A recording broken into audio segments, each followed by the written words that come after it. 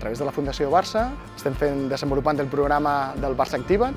Hem treballat en diferents línies durant tot el curs. La part esportiva i la part social són les dues que destacaríem.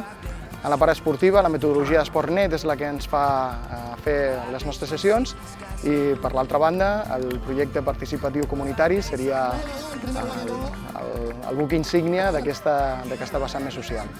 A més, tenim també experiències educatives a través d'experiències de vida de persones que comparteixen amb els nostres alumnes un espai segur en el que intenten obrir la seva ment i intenten sobretot projectar situacions o vivències que de cap manera seria possible si no fos per aquestes experiències educatives.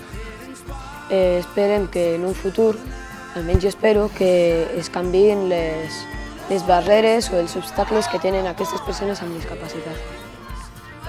Compartir amb altres persones doncs et senta bé.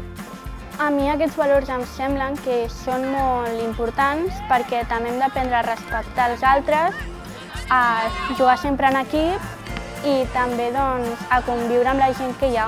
Qualsevol cosa que vulguem fer, la podem fer si nosaltres volem.